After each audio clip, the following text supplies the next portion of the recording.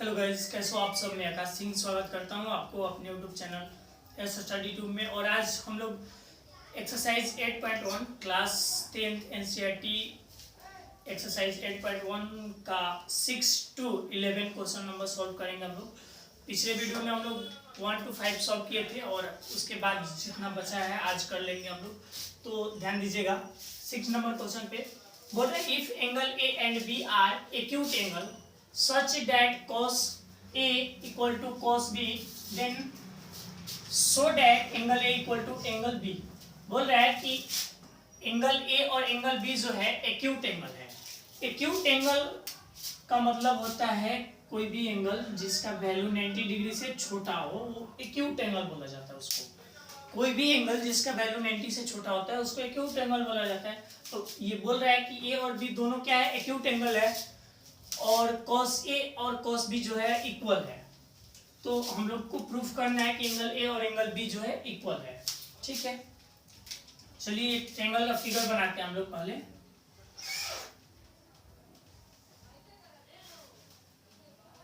देखिए angle A और B दोनों एक्यूट है, तो इस ट्रायंगल में एक्यूट एंगल ये दोनों है ना, तो एक को A लिख लेते हैं और दूसरे को B।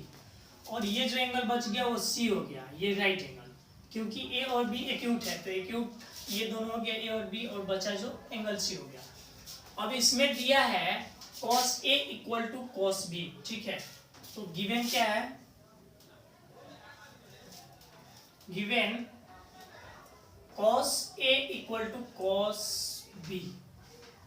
अब एक बात बताइए cos A का वैल्यू क्या होगा। यहां से देखिए cos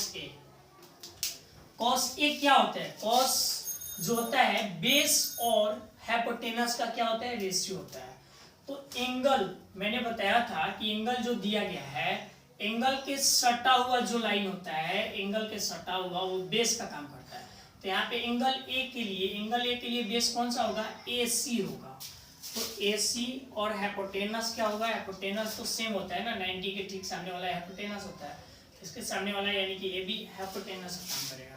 तो ये AB हो गया इक्वल टू, अब यहाँ पे बोल रहे हैं cos B यानी कि यहाँ पे एंगल कौन सा दिया है B, और cos का फॉर्मूला होता है बेस अपॉन हाइपोटेनस। तो B के लिए एंगल B के लिए बेस का काम कौन सा करेगा, इसके सटा हुआ भाग, B से सटा हुआ जो है BC है, तो BC जो है बेस का काम करेगा BC अपॉन हाइपोटेनस, तो सेम ही रहना है ना, तो AB हाइपोटेनस है सेम रहेगा।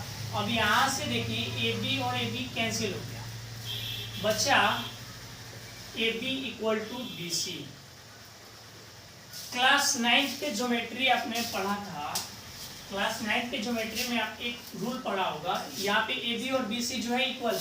AB क्या है, ओ सॉरी यहाँ पे क्या होगा, AC होगा, ये AC है ना, AC।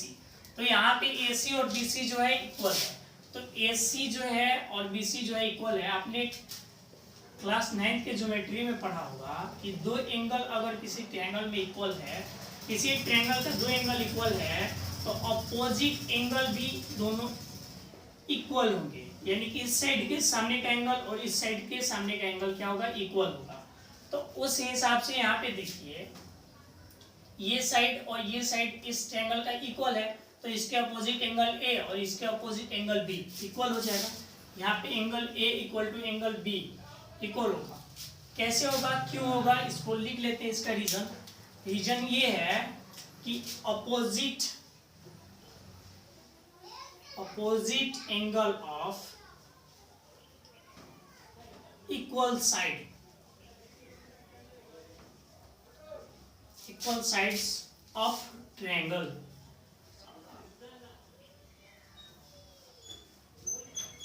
तो यहां से हमको पता चल गया कि इक्वल साइड के अपोजिट एंगल क्या होते हैं, बराबर होते हैं। आपने 9th में पढ़ा होगा कि किसी ट्रायंगल के दो साइड अगर इक्वल है तो दोनों साइड के जो अपोजिट एंगल्स होंगे वो भी आपस में क्या होंगे, इक्वल होंगे। तो यहाँ से AC और BC जो है, AC BC जो है इक्वल है, तो इनके अपोजिट एंगल इक्वल होंगे। यहाँ पे हम लोग प्रूफ कर दिए angle A equal to angle B। ठीक है, चलिए क्वेश्चन नंबर 7 की तरफ आते हैं हम लोग। इस क्वेश्चन को हम लोग दो टाइप से सॉल्व करेंगे, एक तो वैल्यू पुट करके डायरेक्ट, और एक इसको सॉल्व कर लेंगे और उसके बाद इसमें लास्ट में वैल्यू पुट करेंगे। तो चलिए देखते हैं दोनों मेथड, एक थोड़ा लंबा होगा एक थोड़ा सा छोटा होगा, दोनों मेथड हम लोग ट्राई करेंगे। देखिए यहाँ पे दिया है cot थीटा इक्वल टू 7/8।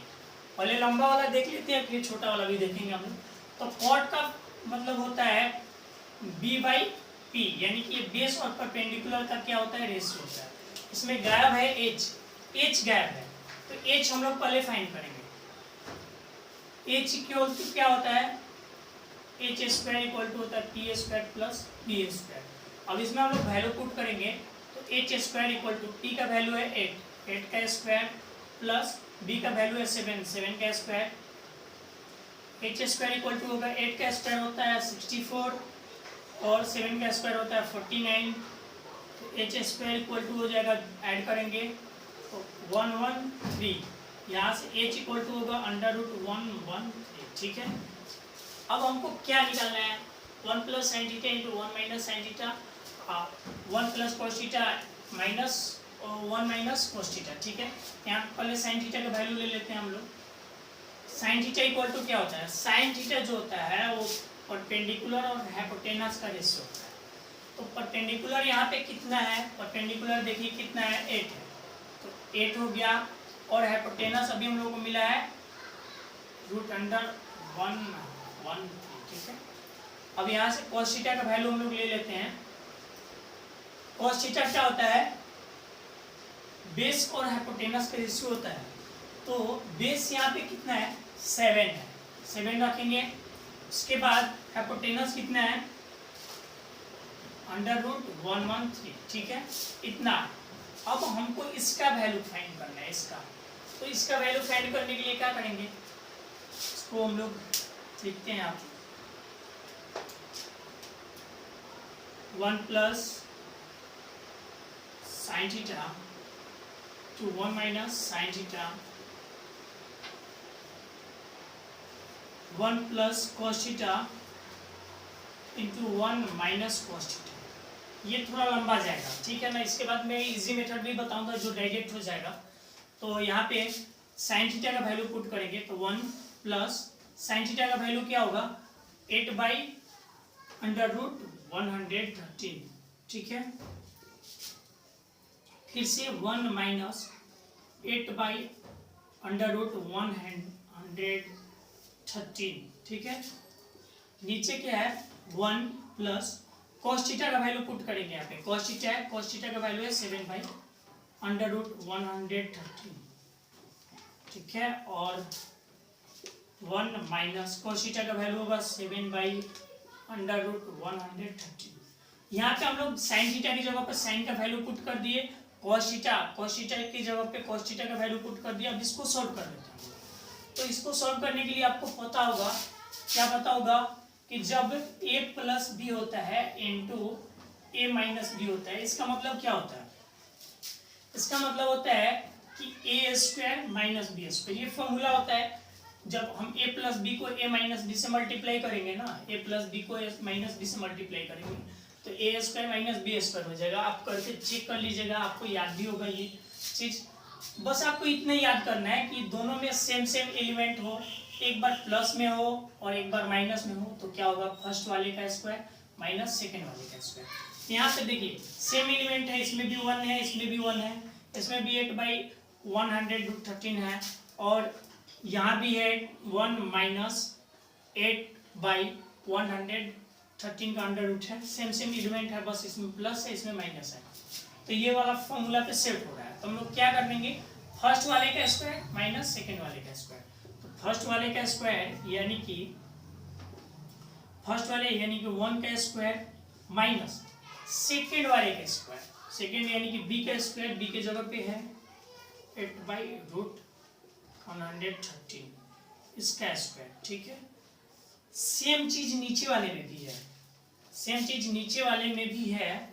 नीचे वाले में क्या है, 1 प्लस 7/√113, इसमें भी है, माइनस में है, इसमें प्लस में है, इसमें माइनस में भी। तो इसको क्या करेंगे, फर्स्ट वाले का स्क्वायर माइनस सेकेंड पे क्या है 7/√113 इसका स्क्वायर। अब दोनों का स्क्वायर लेंगे तो यहाँ पे क्या हो जाएगा, यहाँ पे क्या हो जाएगा, 1 का स्क्वायर जो है 1 हो जाएगा, 1 का स्क्वायर 1 हो जाएगा, माइनस 8 का स्क्वायर हो जाएगा 64, 113 जो है ये रूट में है और स्क्वायर करेंगे तो रूट स्क्वायर क्या हो जाएगा, कैंसिल हो जाएगा, तो ये बचेगा 113। नीचे 1 का स्क्वायर हो जाएगा 1, माइनस 7 का स्क्वायर होगा 49, रूट 113 का स्क्वायर करेंगे तो रूट स्क्वायर खत्म हो जाएगा, 113 हो जाएगा। अब इसको अगर हम लोग सॉल्व करते हैं तो ये क्या हो जाएगा, देखिएगा ऊपर का ऊपर सॉल्व करेंगे तो एलसीएम होगा 13, 113, अब 113 से 1 में मल्टीप्लाई होगा तो 113 माइनस 64, अब नीचे का सॉल्व करेंगे तो 113, अब इससे इसमें मल्टीप्लाई होगा तो 113 माइनस 49, आप कैलकुलेट कर लेंगे इसको, 113 खत्म हो जाएगा। अब यहाँ पे देखिए 113 में से 64 जाएगा तो ये हो जाएगा 49 अपॉन 113 में से 49 जाएगा तो बचेगा 64, इतना हो गया आंसर। ये फर्स्ट वाला था, ठीक है। इसी में जो सेकेंड वाला है, ये सेकेंड वाला क्वेश्चन है, इसमें दिया है कि cot square theta equal to क्या होगा। तो आपको पता है कि कॉट थीटा का वैल्यू 7/8 दिया है, तो कॉट थीटा की जगह पे 7/8 पुट करेंगे और इसका स्क्वायर करेंगे तो 7 का स्क्वायर 49, 8 का स्क्वायर 64, आंसर हो गया ये हमारा। लेकिन ये काफी लंबा है, ये काफी लंबा है, इसको इतना किए बगैर हम लोग इसका आंसर ला सकते हैं और सॉल्व कर सकते हैं। तो इसको आप लोग नोट कर ले या स्क्रीनशॉट ले लीजिए, उसके बाद में इसका सेकेंड और इजी मेथड बताता हूँ, बहुत आसान मेथड है। चलिए इसको इरेज कर देते हैं हम। अब इसका हम लोग सेकेंड मेथड देखते हैं, सेकेंड और सबसे इजी मेथड है।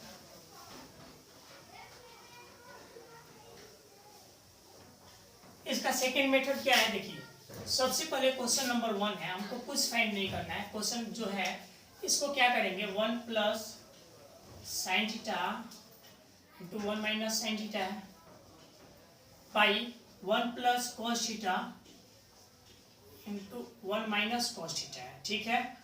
दोनों को ऊपर का ऊपर मल्टीप्लाई कर देंगे, नीचे का नीचे मल्टीप्लाई करेंगे। अभी हम लोग फॉर्मूला पढ़े हैं कि एक बार प्लस में हो, एक बार दोनों माइनस में हो, मल्टीप्लाई करने पे क्या होगा, उसी का स्क्वायर, फर्स्ट का स्क्वायर माइनस सेकंड का स्क्वायर हो जाएगा। तो यहाँ पे सेम सेम है, देखिए सेम सेम है, साइन अलग है, तो क्या होगा 1 का square minus sine square theta. नीचे भी वही है, सेम सेम है, साइन सिर्फ अलग है, तो क्या होगा 1 का square minus cos square theta. Theory class में हम लोग ने पढ़ा है, थ्योरी क्लास में हम लोगों ने पढ़ा है कि 1 माइनस साइन स्क्वायर, देखिए 1 का जो स्क्वायर है, स्क्वायर करने पे क्या हो जाएगा 1 ही होगा ना, 1 का स्क्वायर क्या होगा 1 ही होगा ना। तो अभी थ्योरी क्लास में हम लोग पढ़े हैं लास्ट लेक्चर 5 में, अभी नहीं देखे हैं तो लेक्चर 5 देख लीजिएगा, उसमें 1 minus sine square theta equal to होता है कॉस स्क्वायर थीटा। यहाँ पे हम फॉर्मूला लिख देते हैं कि sine square theta plus cos square theta equal to होता है 1, और जब इसके वैल्यू 1 होता है, यहाँ से sine square theta equal to क्या होगा 1, कॉस स्क्वायर उधर जाएगा तो 1 माइनस कॉस स्क्वायर थीटा हो जाएगा। अगर हम कॉस का वैल्यू लिखना है तो cos square theta equal to हो जाएगा, साइन उधर जाएगा तो 1 माइनस साइन स्क्वायर थीटा हो जाएगा। अब देखिए 1 माइनस साइन स्क्वायर थीटा की जगह पे हम लोग कॉस स्क्वायर रख सकते हैं, तो देखिए 1 minus sine square equal to cos square theta हो गया। अब देखिए 1 minus cos square theta, 1 minus cos square theta के बदले हम लोग लिख सकते हैं साइन स्क्वायर थीटा,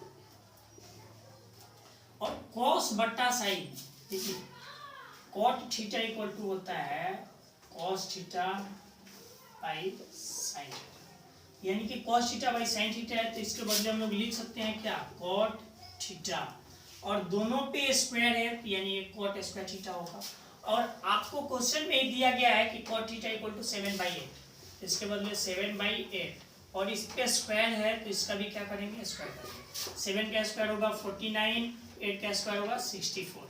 और देखिए क्वेश्चन नंबर सेकेंड जो है, इसी में जो है क्वेश्चन नंबर जो सेकेंड है, यहाँ पे कॉट स्क्वायर थीटा, ये तो आपको पता ही है कि कॉट का वैल्यू है 7/8, और इसका स्क्वायर करेंगे 7 का स्क्वायर 49, 8 का स्क्वायर 64। कितना इजी मेथड है, देखिए कितना जल्दी कर लिया हमने। क्वेश्चन नंबर 8 में है if 3 cot a equal to 4 दिया है, बोल रहा है कि 3 cot a इक्वल टू 4, तो check whether 1 minus tan square a by 1 plus tan square a equal to cos square a minus sin square a और नॉट।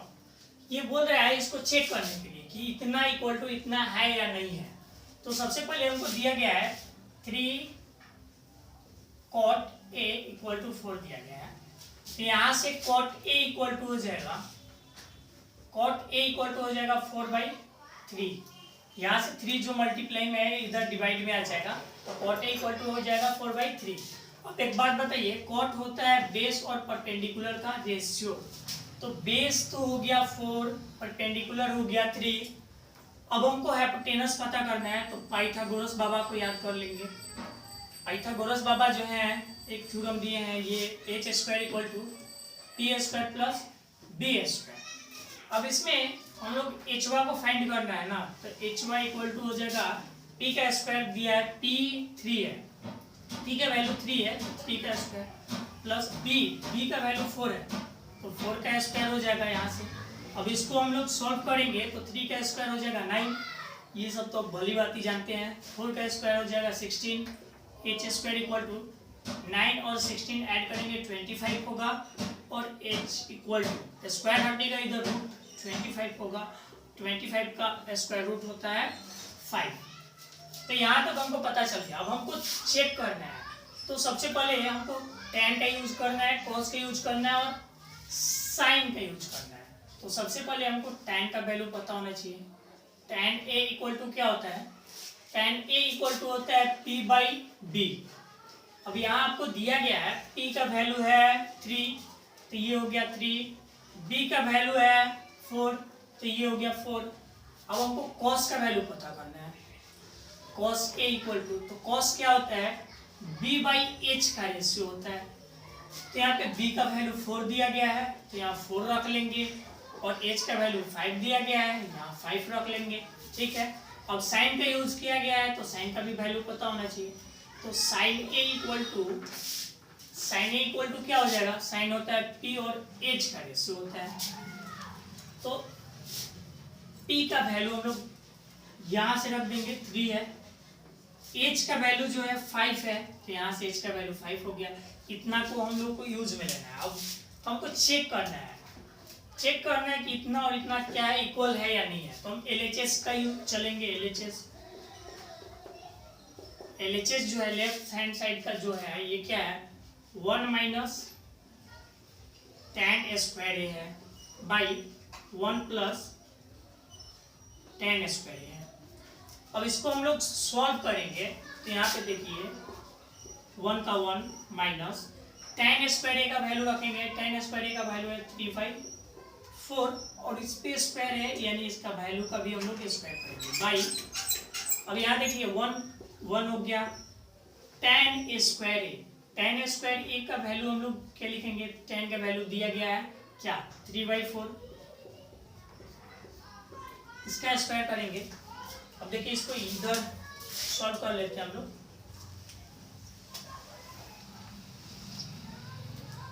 देखिए इसको सॉल्व करेंगे तो 1 माइनस 3/4 का स्क्वायर करेंगे अगर हम लोग, तो 3 का स्क्वायर 9, 4 का हो जाएगा 16 बाई 1 प्लस 3/4 का स्क्वायर होगा 9/16।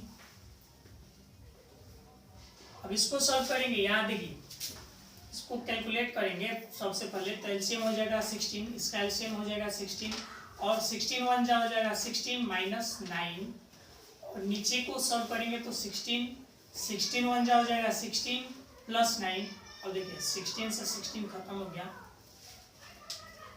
अब यहाँ पे 16 जो है, 16 में से 9 माइनस करेंगे हम लोग, तो कितना हो जाएगा, 7 हो जाएगा, और 16 और 9 कितना हो जाएगा, 25 हो जाएगा। तो 7/25 आ गया है इसका LHS। अब हम लोग RHS से सॉल्व करेंगे। अब हम लोग RHS को सॉल्व करेंगे। RHS का वैल्यू दिया गया है कॉस स्क्वायर ए माइनस साइन स्क्वायर ए। ठीक है, कॉस का वैल्यू हम लोग रख देंगे। कॉस जो है, कॉस ए का वैल्यू है 4/5, तो 4/5 का स्क्वायर करेंगे हम लोग, माइनस साइन स्क्वायर, साइन का वैल्यू है 3/5, इसका स्क्वायर करेंगे 3/5 का। तो यहाँ पे 4/5 का स्क्वायर करेंगे तो हो जाएगा 16/25, माइनस 3/5 का स्क्वायर करेंगे तो 9 हो जाएगा 25। अगर इसको हम लोग सॉल्व करते हैं, तो एलसीएम हो जाएगा 25, और नीचे वाला जब दोनों सेम सेम है ना तो ऊपर वाला वही हो जाता है, 16 माइनस 9, ये हो गया 7/25। अब देखिए एलएचएस से सॉल्व किए थे हम लोग तो 7/25 आया था, आरएचएस को भी सॉल्व कर दिए तो 7/25 आ गया, यानी कि एलएचएस बराबर है आरएचएस के। ठीक है, चलिए अब क्वेश्चन नंबर 9 की तरफ चलते हैं हम लोग। अब क्वेश्चन नंबर 9 देखते हैं। क्वेश्चन नंबर 9 में है कि in a triangle ABC right angle at B. यहाँ पे ट्रायंगल के बारे में बोल रहा है, तो एक ट्रायंगल का फिगर बना लेते हैं। ट्रायंगल एबीसी,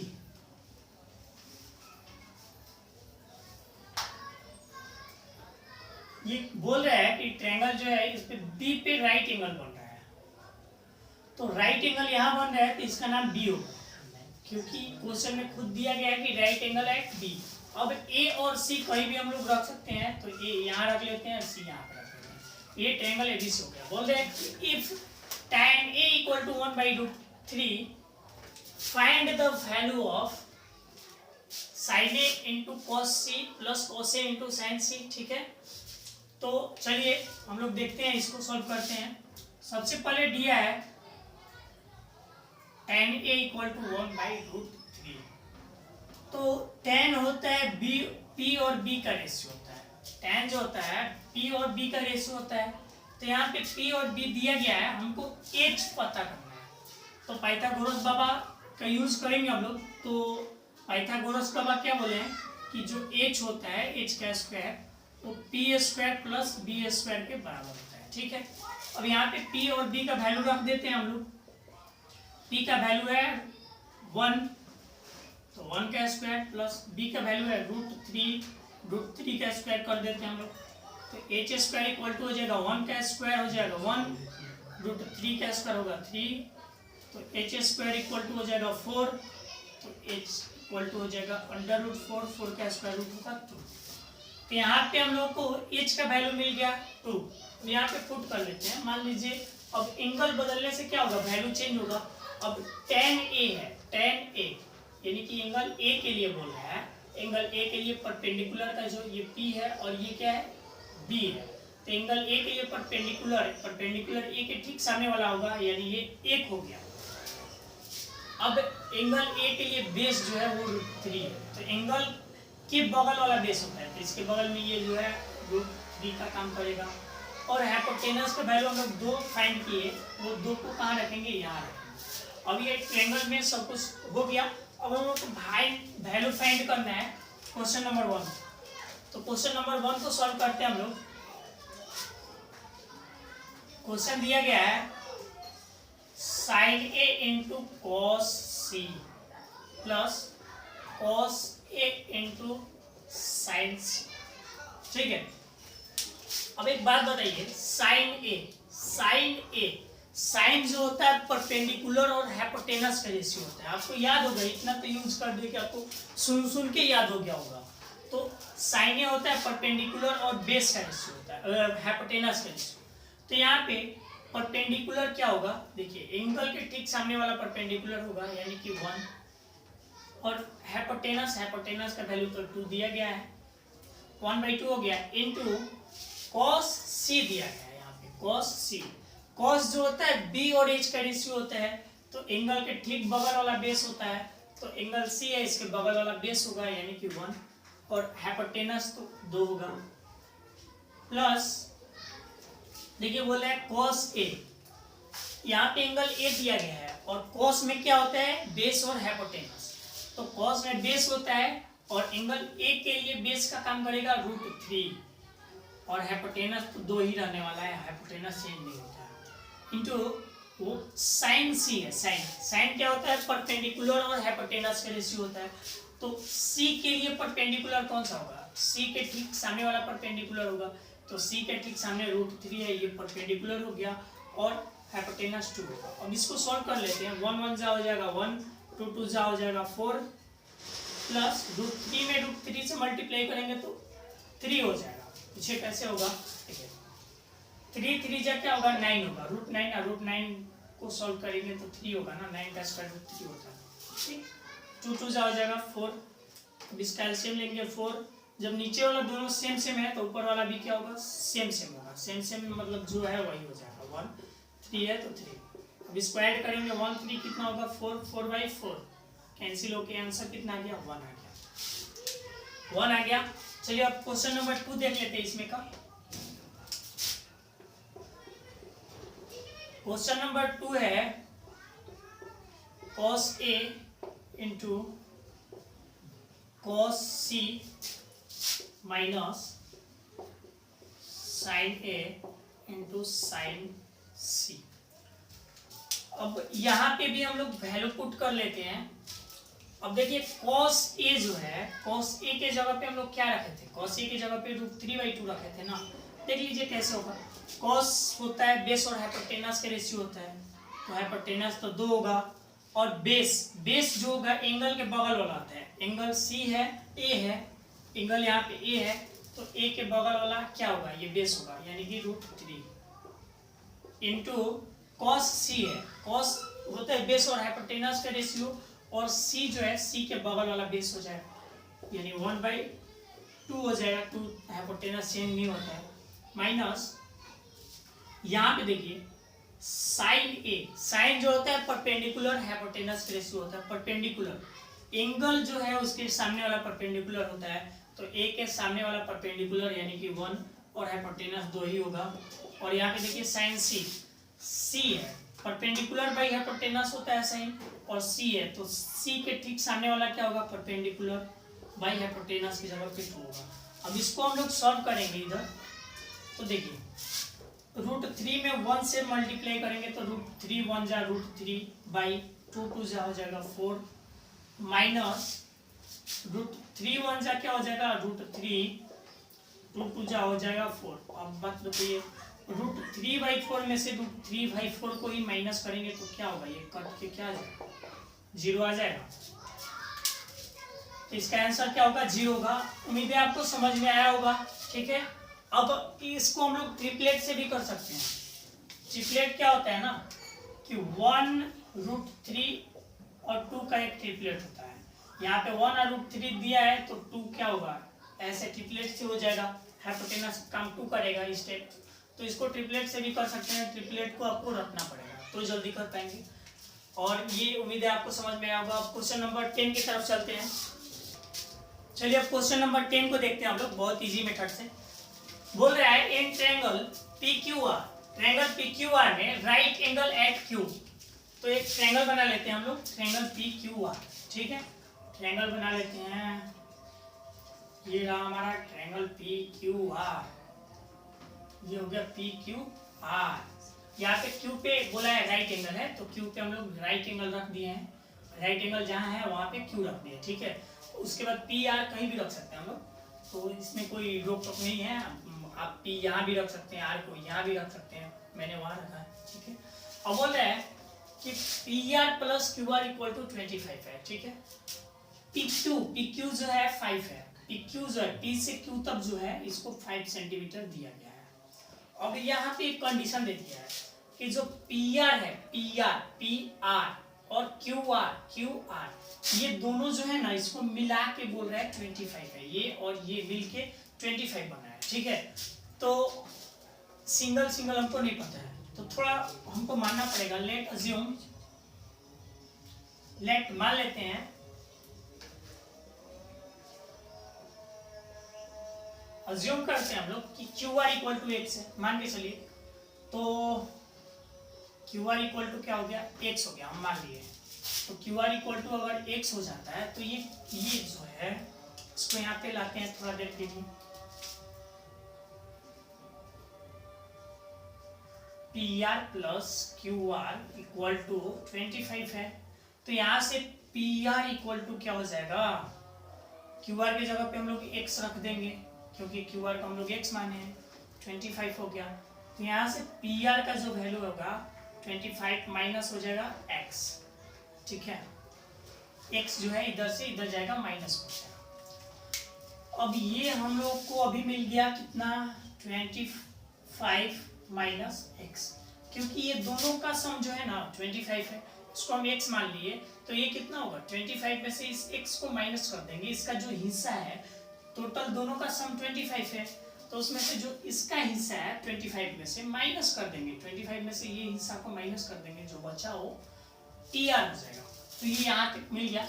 अब हम लोग को जो एक बाबा है पाइथागोरस बाबा, वो थ्योरम दिए है, तो इस पे हम लोग थ्योरम को अप्लाई कर सकते हैं हम लोग।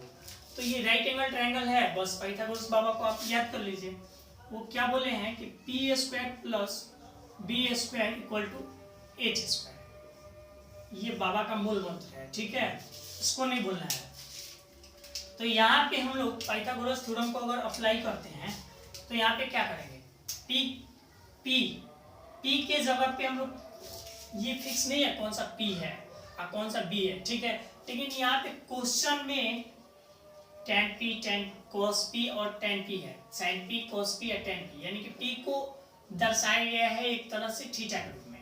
तो इसके ठीक सामने वाला इसको हम लोग p मान सकते हैं।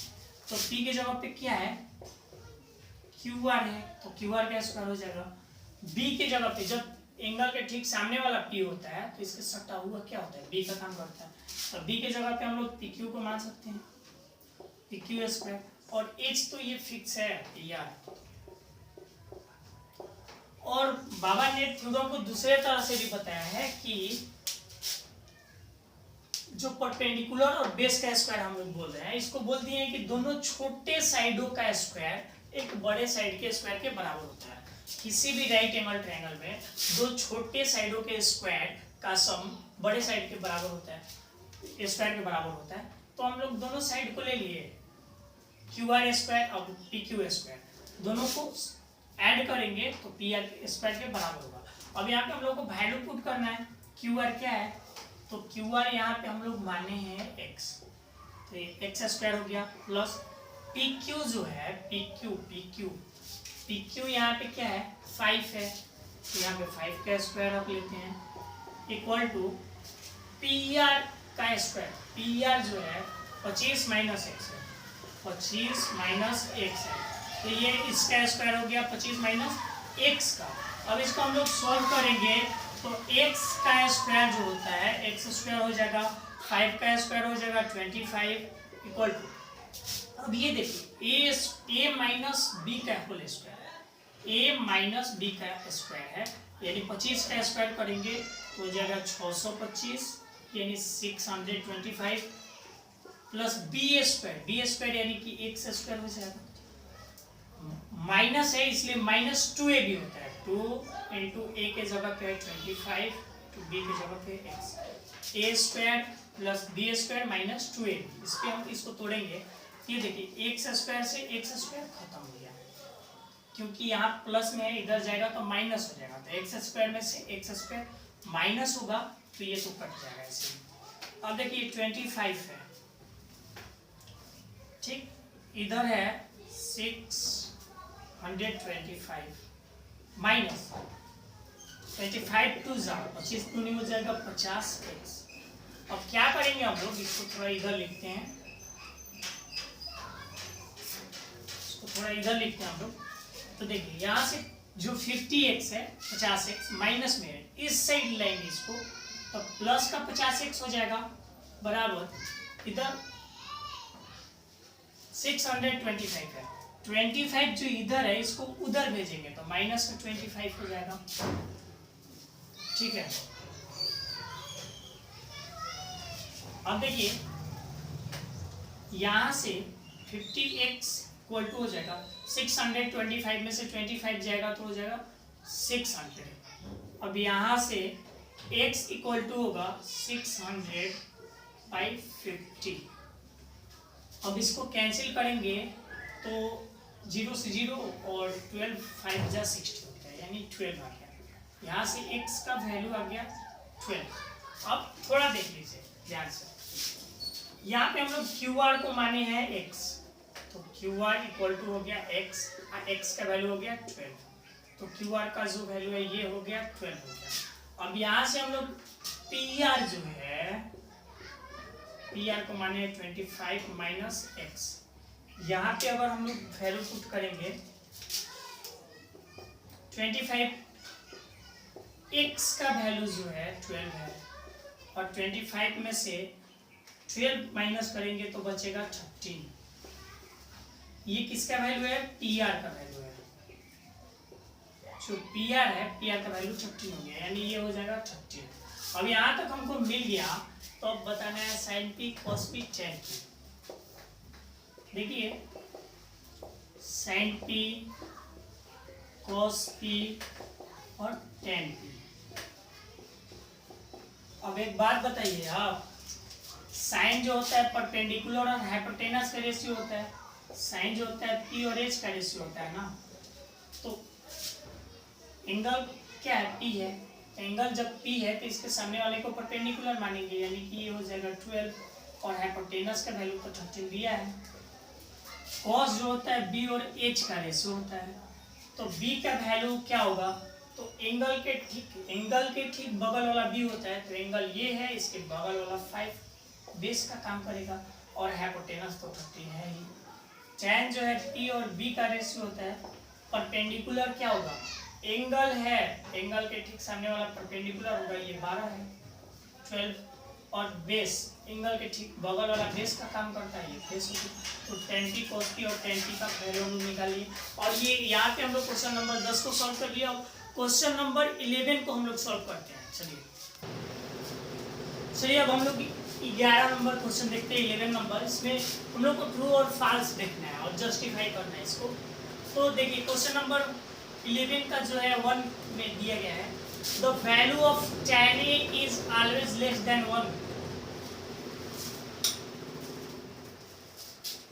The value of tan a is always less than 1, यानी कि जो tan का वैल्यू होता है, tan a का वैल्यू जो होता है हमेशा क्या होता है? 1 से कम होता है? नहीं, tan का वैल्यू तो इनफाइनाइट भी होता है, tan का वैल्यू तो इनफाइनाइट भी होता है। कब होता है? tan 90 डिग्री का वैल्यू क्या होता है? इनफाइनाइट होता है।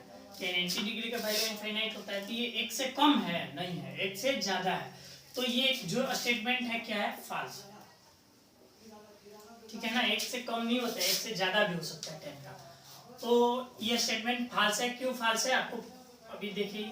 चलिए अब सेकंड देखते हैं, sec a equal to 12/5 for some value of angle a। Angle a के किसी भी मान के लिए sec a इक्वल टू 12/5 हो सकता है? बिल्कुल हो सकता है, चूंकि sec a जो होता है sec हाइपोटेनस और बेस का रेशियो होता है, और आपको पता है कि हाइपोटेनस जो h होता है, हाइपोटेनस जो h होता है वो सबसे बड़ा होता है, सबसे बड़ा। यहाँ 12/5 है, बेस से बड़ा है, हो सकता है, पॉसिबल है, तो ये क्या हो जाएगा? ट्रू हो जाएगा। ठीक है, अब यहाँ पे अगला क्वेश्चन देखते हैं, क्वेश्चन नंबर 3। क्वेश्चन नंबर 3 में दिया कि cos a is abbreviation use for the cosecant of tan angle a।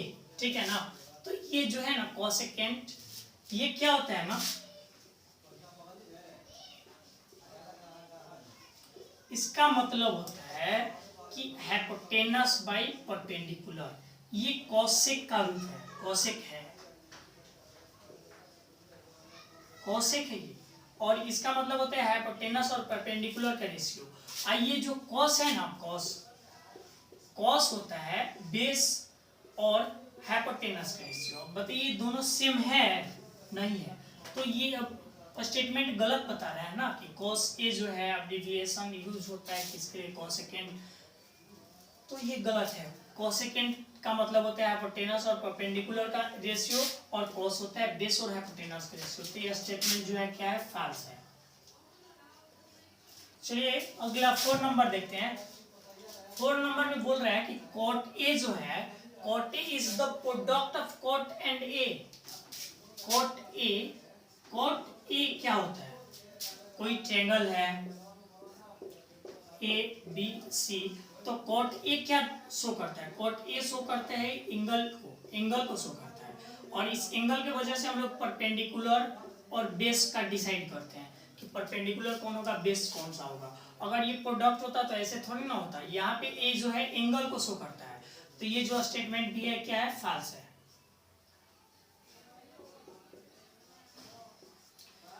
अब यहाँ पे बोल रहा है कि sine theta equal to 4/3, sine theta equal to 4/3 for some angle theta, किसी एंगल थीटा के लिए साइन थीटा इक्वल टू 4/3 दे रहा है। अब एक बात बताइए, साइन थीटा का फॉर्मूला क्या होता है, P/H, नीचे क्या होता है, H होता है। H क्या होता है, सबसे बड़ा साइड होता है, सबसे बड़ा राइट एंगल ट्रायंगल का सबसे बड़ा साइड होता है H, यानी कि नीचे वाला क्या होना चाहिए, बड़ा होना चाहिए।